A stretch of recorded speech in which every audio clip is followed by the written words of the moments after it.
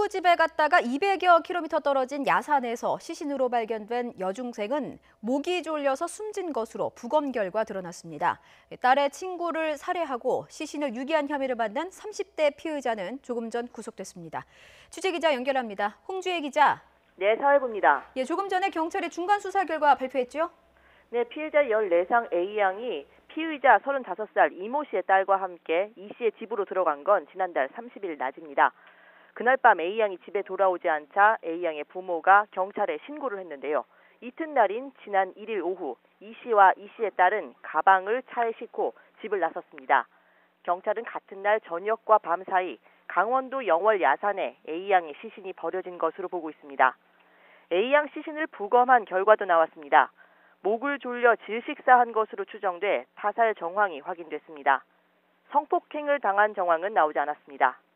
경찰은 이 씨의 집에서 비닐끈과 라텍스 장갑 등을 수거해 범행에 쓰였는지 정밀 감식을 의뢰했습니다. 하지만 이 씨는 자신이 스스로 목숨을 끊기 위해 가져다 둔 약을 A양이 잘못 먹은 거라며 살인 혐의를 부인하고 있습니다. 경찰은 이 씨가 시인한 시신 유기 혐의로만 구속영장을 신청했고 조금 전 법원에서 영장이 발부됐습니다. 또 이 씨가 시신을 유기한 정황을 알면서도 도피를 도운 혐의로 공범 박모 씨도 구속했습니다.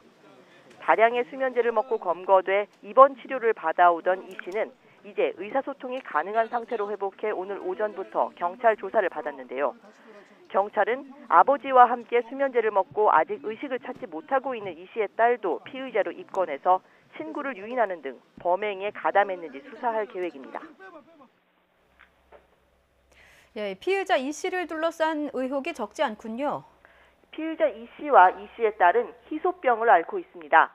이 씨는 수차례 TV 프로그램에 나와 딸의 수술비를 마련해야 한다며 모금에 나서기도 했습니다. 그런데 이 씨는 그동안 자신의 SNS에 고급차 석 대의 사진과 함께 수만 킬로미터를 주행했다는 글을 올리며 과시한 것으로 드러났습니다.